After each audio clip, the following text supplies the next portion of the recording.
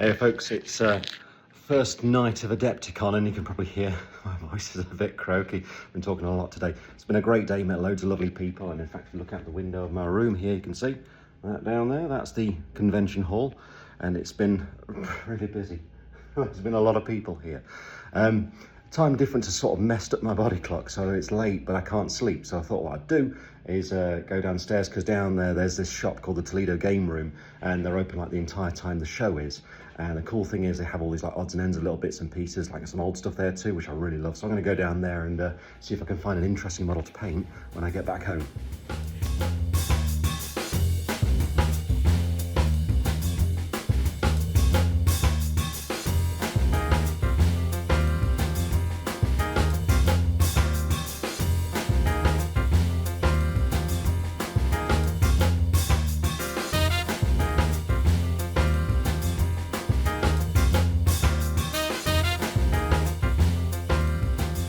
So I'm back, and as you've seen, I found something pretty cool. This is the High Elf Ranger Hero from, I think, like 1995. Always liked this miniature, always wanted to paint it. Now, I know it's going to come out on a thing to order soon, but this has been bought from Adepticon on this night and in this place, which makes it, in my mind, completely unique. So I think that's going to be a really fun thing to paint once I get back.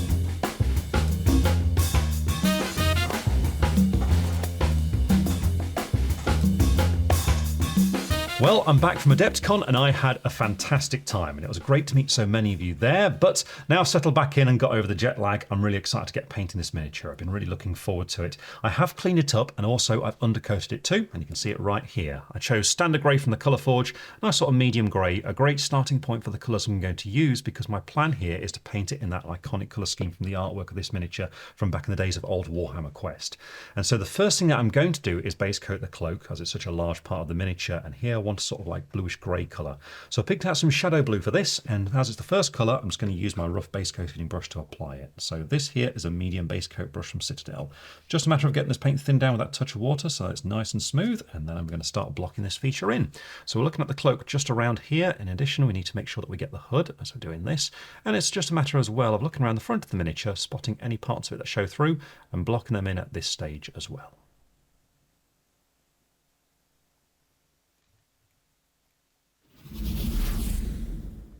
Now that cloak's been fully base coated, the next thing to do is to block in the all-important bright silver of the High Elves. So here what I'm going to go for is some Surcoat silver, and to apply it I'm switching to a smaller brush for a bit more accuracy, because it's a bit more intricate now, the parts we need to do. This is a size 1 from Ardsopus, but any sort of medium-sized brush will do absolutely fine, such as a medium layer brush from Citadel. It's around about the same sort of size. And with this again I'm going to thin the paint down to make sure it's nice and smooth and under control, and then it's time to start blocking in all the metallic parts that need to be this colour. Now, a lot of that is going to be that iconic High Elf scale armour, and on this miniature there's some just around here. There's also a breastplate to do just hidden away under there, and some silver does appear on the forearms around here and on the shoulders too. Now, one other thing to make sure that we get at this stage is going to be any blades, and of course there are two in this miniature. So for example, the sword blade just up here.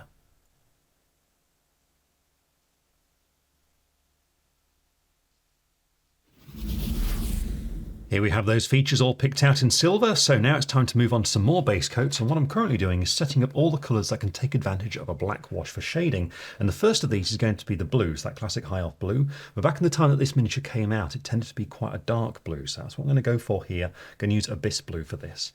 With that done, it'll then be time to base coat all the leather, and here I'm going to be using Scabbard Brown, and then finally there are some features I want to pick out in black, and in this case I'm going to use some Death Reaper.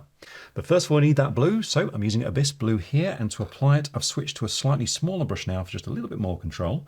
This is a size 0 from Ardsopus, and with it, once that paint's thinned down and ready, there are various features I'm going to pick out. And the first of these will be the trousers, where they're visible just down here. You can see poking just through there. Then the next thing to do is going to be to base coat the scarf that appears just around here, and then finally I'm going to be base coating the crown up here as well.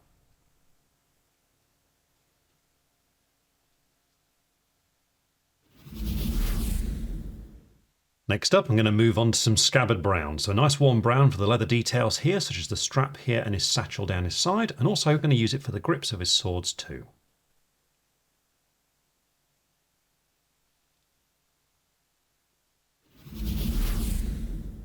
And then finally, I'm going to move on to some Death Reaper. So this is an off black that we can shade down with the black wash soon, and this is going to be for his boots.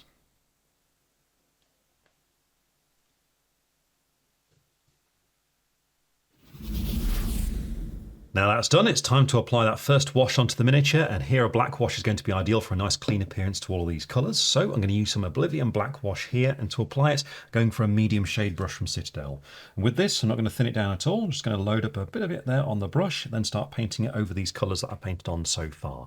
Now, I'm not concerned about details that have not yet been done because we'll clean those up as we add further base coats to the miniature, but I am going to be careful to make sure I really push this wash around to make sure it goes quite a long way, because I don't want to swamp the miniature with too much of it. So I'm just working it into all the nooks and crannies and just keeping an eye out for it pooling anywhere. And then once it's painted all over, I'm going to give the miniature around about half an hour to dry.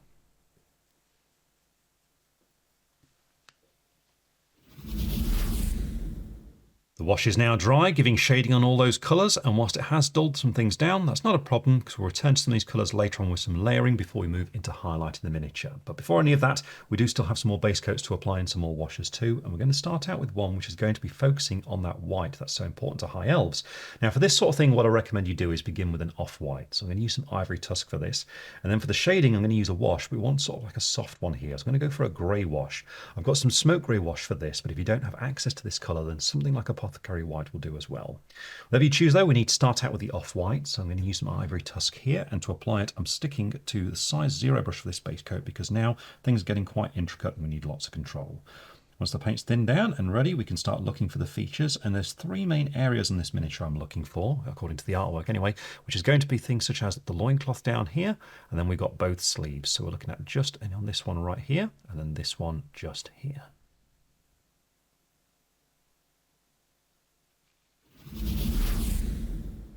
With the base coat built up, we can now apply that smoke grey wash over the top of the white, and here I'm doing it with the size 0 brush once again to keep it under control, because it's really important just to focus it on the white details and carefully avoid everything else.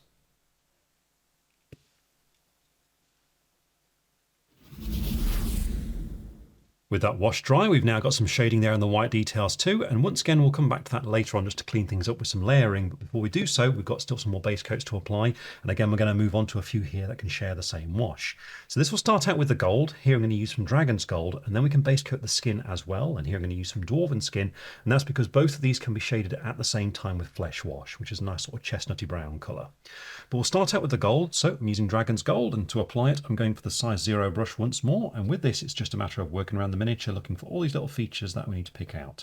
So for example, on the swords there's going to be various things such as the crossguards and the pommels. So for example around here I'm just going to pick out areas like this, but also I want to pick out this runic script that we've got on the blades, and to do this just going to make sure there's not loads of paint on the brush, just carefully approach with the side of it and just very lightly skim along so that the brush can only pick out the raised parts of this detail.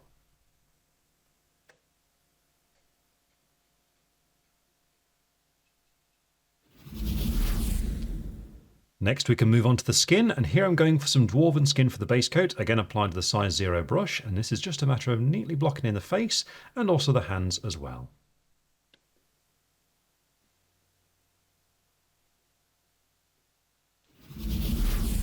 And with that done, it's now just a matter of neatly applying some flesh wash over the top of both the skin and the gold.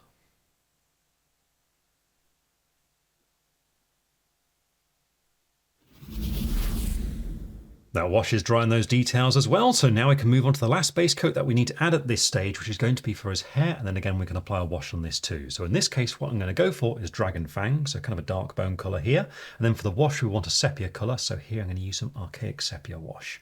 We'll start out with that base coat of Dragon Fang, and to apply it I am once more going for the size 0 brush, and all we need to do now is block this in, but we do need to be careful in doing this because we do have to make sure that we really, carefully work around all the strands that are around his face. So once you've got the paint thinned down and ready, we can start looking for that, and you can see what I mean as we get around to the hair just on here. Just need to be really careful as we manoeuvre around these details.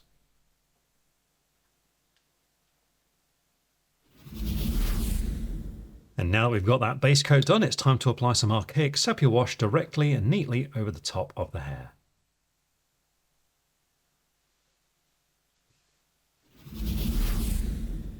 And with that, we've now finished blocking in all the major colours in the miniature, and we've got shading on all of them as well. And so now I'm going to move on to the next stage, and at this point what I like to do is complete painting the skin, so the face and everything like that. And the reason is because it adds a lot of character to the miniature. So whilst at the moment things look a little bit murky, if you do get that personality into the miniature, I find it really helps boost it towards the finishing line. So that's why I'm doing it now. And the first stage for doing this is going to be to layer the skin with the original colour we used, which in my case is going to be Dwarven Skin.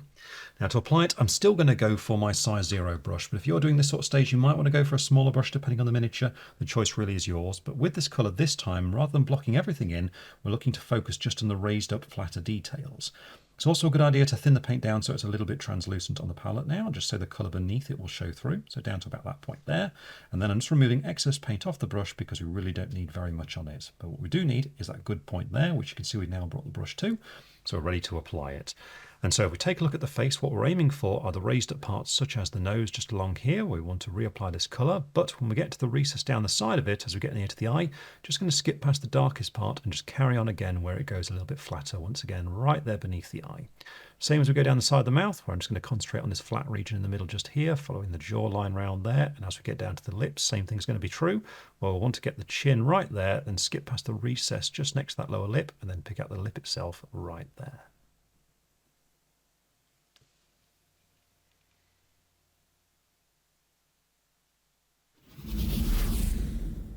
With that done, you can see the flesh is now clean and tidy, so what we can do is move into highlighting it, and to do this we're going to move on to a lighter skin tone now. So the one I'm going to use is the appropriately named Elven Skin, and then we can go even lighter than that with a pale bone colour, so here I'm going to use some Vampire Fang.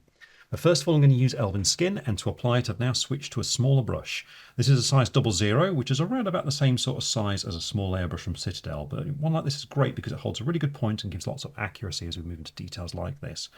Now as before, we just need to thin that paint down so it's a little bit translucent, and then this time we're now looking to pick out the peaks of all the sharpest, most raised up features. So the centre of the nose is going to be an obvious example just there, so we can just go in with the tip of the brush and just carefully pick that out. Same with the brows, where we just want to go along areas there like that, but when it comes to the softer parts that we've got here on the side of the face, we want to look for where the light's going to catch on the cheekbone, which is going to be just around there, so we just need to pick that out with a bit of that colour. Then we can do around the top of the mouth, so just along there, and then we can move down to the jawline as well.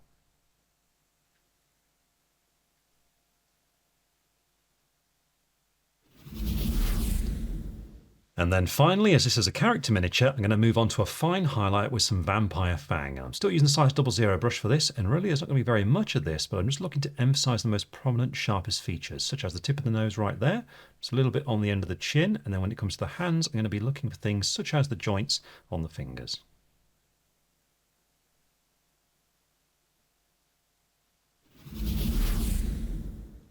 And with that, the skin is now fully highlighted, and so we can move on to painting the eyes. Now, when it comes to painting eyes, it is a little bit tricky, so don't feel like you have to do it. What you can do is simply run a dark brown wash into the eye recesses, and this will make them appear like they're in shadow. But if you do want to paint them, what I recommend you do is start out with a pitch black, which is what I'm going to do here with some Doom Death Black. Then what you'll need is a pure white. So here I'm going to be using some White Star. But we'll start out with the black, so I'm using Doom Death Black, and to apply it, go for the smallest brush that you have. So in this case, I'm using my size 00 once again. And with that black, we just need to thin it down so it's just a little bit inky. So down to around about this sort of consistency here. And then what we need to do is run this into the recess of each eye. Now in older miniatures like this, it's actually quite straightforward because there tends to be quite a sharp recess where the eye actually is. And if I already brace the miniature, you can see what I mean as we take a look at the eye on this side of the face. So what you want to do is really make sure you're nice and steady, look for that recess and carefully go in with the tip of the brush and just run this colour into that entire recessed area.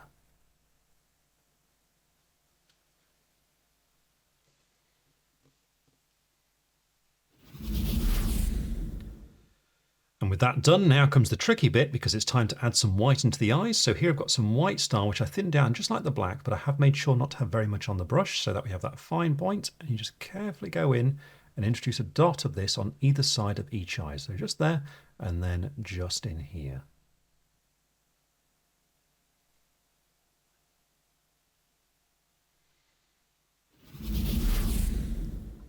And there we go, the face and hands are complete, and you can see what I mean. It adds loads of character and personality to the miniature. So now what we're going to do is push on with some layering on some of these other colours to clean things up before highlighting it. And this time I'm going to be starting out with the silver. I'm going to be returning to Cerakote Silver for this, and to apply it I've returned to my size 0 brush.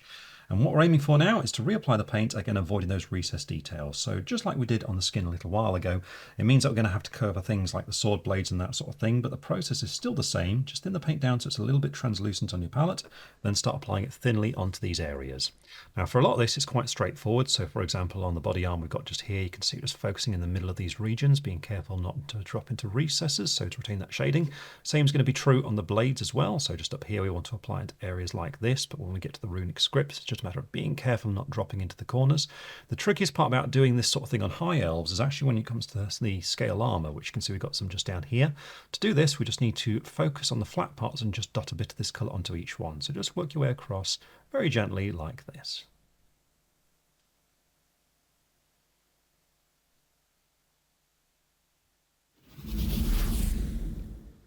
With that done, that shine is now returned to that silver, but we still retain the definition that we've got, and you can see it looks particularly good on the blades of the swords just there. So with that done, we can move on to the other metallic. So here I'm going to be doing some layering again by returning to the original colour. So here that's Dragon's Gold. Then we can do the same thing on the two shades of blue. So we'll start out with the greyish blue. So here it's going to be Shadow Blue, and then for that really deep one that we've got, I'm going to be returning to Abyss Blue. But we're going to be starting out with some Dragon's Gold, and to apply it I'm going for the same method. It's still that same brush here, the size 0 one, and with this again we just need to thin that paint down so it's nice and smooth, and then start looking for the flatter areas of gold. Now the gold does have quite a bit of work on the trim here, and I'm not really going to be concentrating on the narrower parts of it. Instead I'm looking for larger flatter areas, such as on the crossguard of his short sword right here, where you can see I'm just concentrating on the flat part and not quite dropping into the recesses. The reason why I'm not going to do this on the trim areas such as around the scale armour just there is because it's so narrow, we can simply just do a highlight on there instead and get the same result. So it's not really worth doing this stage on that. Instead just look for the larger flatter parts and concentrate on those.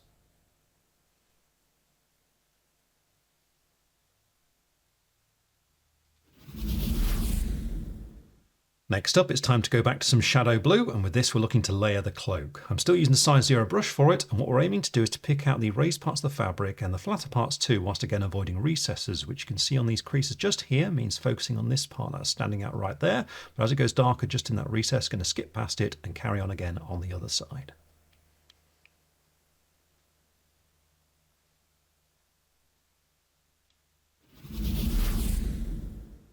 And then finally it's time to return to the dark blue. So I'm back to Abyss Blue here, and this is going to be the same procedure on the dark blue areas, such as on the trousers right in here.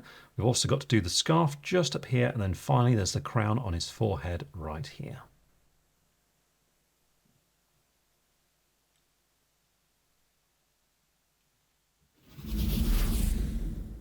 With that done, we then just have two more colours with which we need to do some layering, and the first of those is going to be for that white. So here we should return to the off-white, going back to Ivory Tusk for this, but then for the blonde hair what we can do is move up a little bit lighter than what we started with. So in this case I'm going to use some Skeleton Legion. But we'll start out with Ivory Tusk, and to apply it I'm going for the size 0 brush once again, and with this it's a matter of applying the paint just like we did on the blue fabric a moment ago, where we're looking for the raised up parts and want to avoid those deeper darker areas. So once the paint's thinned down to that slightly translucent point, and once it's ready on the brush we can start applying it. And so if we look at the loincloth down here, it's just a matter of concentrating on parts such as the flat area right here, but not dropping into that bit of shading that we've got in the deepest recess right there.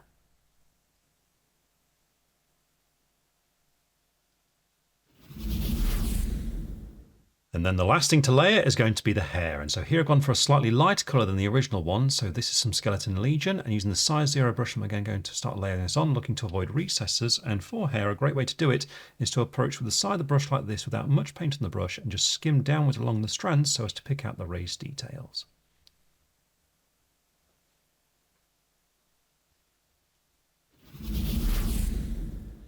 And with that done, all the layering is now complete, and so it's time to move into highlighting the miniature. And for this, I'm going to be starting out with the silver because it's such a major feature of High Elves. So what I'm going to use is a really bright silver here. I've got some mithril blade, and to apply it, I'm going to be going for my really small brush. So I'm down to the size 00 here because with this, like when we're highlighting the skin, I'm just going to look to pick out all the sharpest features. So the bits that stand out, just to exaggerate them a little bit more essentially.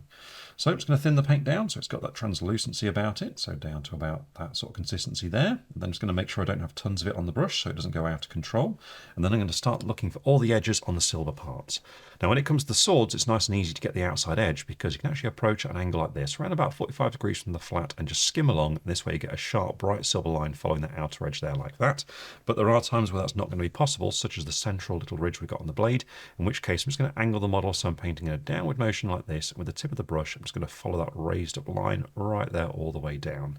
When it comes to things such as the scale mail, here what I like to do is just angle the model in this sort of direction here. So I'm going to be painting downwards along the lower edge of each scale because they're kind of serrated on one on top of each other, you see.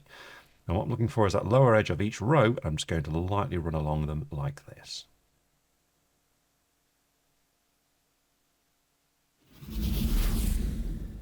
With that, all the silver's now highlighted, so it's time to move on to highlighting the other metallics. So here I'm going to go for a pale gold to highlight all that gold detail. I'm going to use some glistening gold for this, and to apply it I'm going for the same brush, so the size 00 again, because the application for this one's going to be identical to what I've just done with that silver. I'm going to again look for all those edges and corners and basically follow along each one.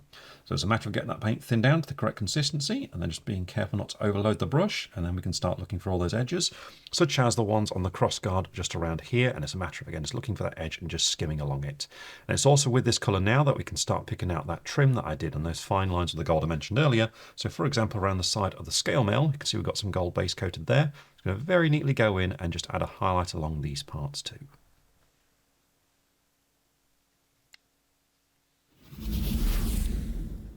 And with that, all the metallics are now fully highlighted, so it's time to move on to the blues, and I'm going to be starting out with the cloak. Here I'm going to use some frost blue for the highlight, and then for that deep blue we got elsewhere in the miniature, I'm going to go for 2 highlights because some of these parts are quite prominent.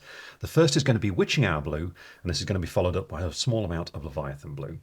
I'm going to be starting out with frost blue, and to apply it I'm going for the size 00 brush once again, and on the fabric I'm now going to be looking for the peaks of the creases that we have on that cloak. So with the paint thin and ready, we can start looking for them, and it's going to be areas such as the creases you can see on the back of the hood just here. So looking for the very peak of them, such as this one that runs down here, and I'm just going to follow down with the line of this colour. So just very carefully down there like that, then changing the angle so I remain comfortable and following it around there like that. I'm also going to be looking to do the outer hem of the cloak and the rim of the hood, so for example just skimming across there like that, and on the outer edge such as down here, I'm going to be skimming along this edge too.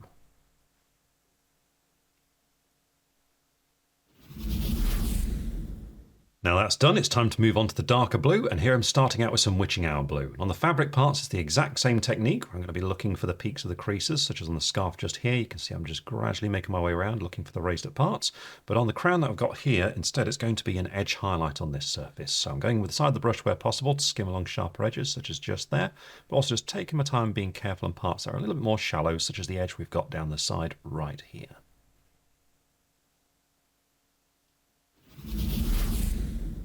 And then finally, I'm going to take the dark blue a little bit further with a fine highlight using Leviathan blue. And this is just going to be for the sharpest parts that really stand out. So just on the crown on these points, I'm just going to skim a little bit this colour towards the tops of them there like that. And on the scarf, I'm just going to do a little bit where it comes out at the front, such as just around here.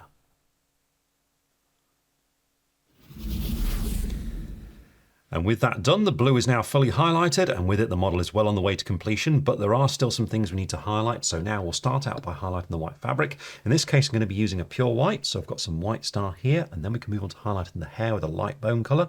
Here I'm going to be using Vampire Fang. With that done, it's then time to finish off the leather, and here I'm going to use some Bootstrap Brown for the brown leather, and then for the black leather on the boots I'm going to be using some Dungeon Stone Grey. But I'm going to be starting out with some white star, and to apply it I'm going for my small brush again, so back to that size 00, and here I'm going to be highlighting the fabric in the exact same way as what I did on the cloak, where I'm looking for the peaks of the fabric on those creases and just want to follow along each one. So with the paint thinned down and ready to go, we can start looking for such features. And if we take a look at the loincloth, that's going to be things such as the outer edge of it, which we can skim along with the side of the brush, such as just there. But also we've got a peak just here. I'm just going to pick it out with the tip of the brush just there.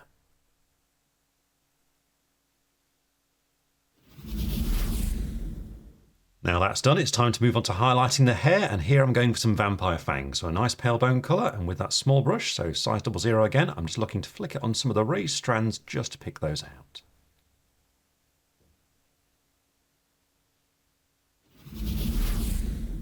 Now we're ready to move on to the brown leather, and here I'm going for some bootstrap brown. And with this, again with the small brush, I'm just going to start working my way across these details here, looking for the edges and corners once again. But with the leather, I'm just going to allow the brush just to dot a little bit like this, just to add a slight texture to the leather.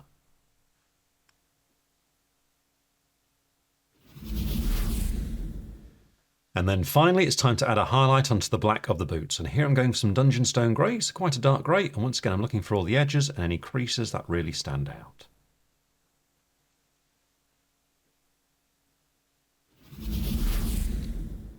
And with that, all those colours are now highlighted, so it's time to move on to the final detail of this Ranger, and that is to pick out all those gems. And here I'm going to go for that classic High Elf red. So what we want to do is start out with a dark red, and here I'm going to use Asmodeus red, and then we'll need a black wash over the top.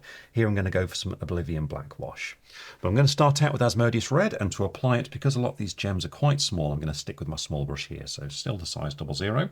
Just need a small amount of this ready, and then it's a matter of just looking around the model for all the gems and blocking them in. So for example, we've got quite a large one here just on the waist. Just want to very neatly base coat this in, being careful of the gold when I get to the edges.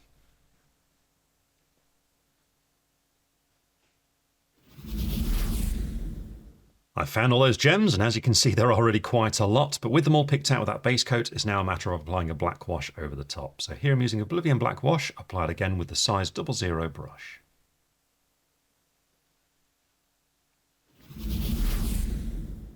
With the wash dry, we can now move on to highlighting the gems, and to create the illusion of that glassy effect, what I'm going to do is go through some quite bright highlights, starting out with a bright red. Here I'm going to begin with Demon Red before moving on to an orange with some orange flare, and then a really bright yellow with some yellow flame. Finally, we can then add a specular highlight to each one with a pure white, so here I'm going to use some White Star. But first of all, we need that bright red, so I'm going to use Demon Red here, and because it's only going to be very small amounts being applied, definitely go for your smallest brush for this sort of thing. So I'm using my size 00 again. Just need a small amount of this thinned down as usual, and then the idea is to paint a kind of crescent towards the lower left of each gem, and that's orientated based upon the, well, the horizon essentially, and the flat of the ground. So for example, if I go for this one first of all here, I'm looking for that lower left, and because this one's upright, it's nice and easy to get that just around there. But if the angle of the gem is different, you still want to make sure you're going in that same general position. So for example, this smaller one on the sword just down here, this one's going to be almost going underneath it because I'm still looking for that lower left in relation to the flat of the ground.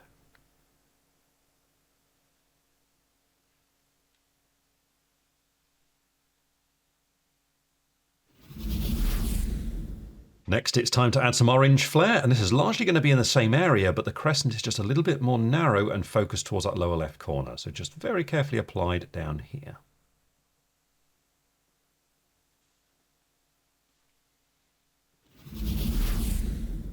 We can now push the effect a bit more by moving on to a bright yellow. So here I've got some yellow flame, and again we're looking for a narrow crescent, but a little bit further into that lower left corner.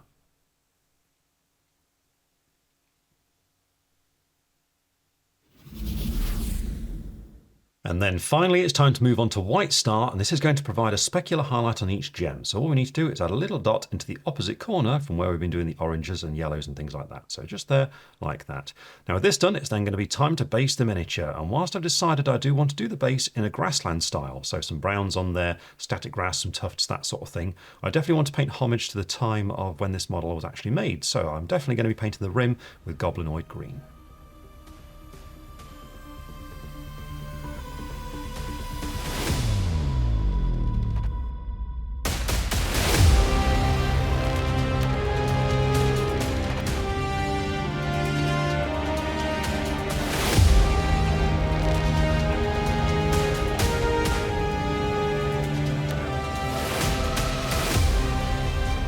With the base now fully painted, this Elf Ranger is complete and ready to stride into battle. So I've really enjoyed this experience because I've always wanted to paint this miniature. It's one of those iconic ones from the history of Warhammer. It always really stands out and people often quote it as one of their favourite miniatures. So it's been really cool to do it. It's got lots of detail in there and the face is really, really nice as well. Now, it's also going to have quite a bit of a sort of emotional attachment for me because it is the one that I picked up at Adepticon, and so whenever I look at it, it's going to remind me of all the happy memories of the experience I had when I was there. Now, even though I painted this old miniature, remember all the methods and techniques I've shown you here can be applied to just about any high-elf hero you might want to paint. So have fun, and we'll see you again very soon.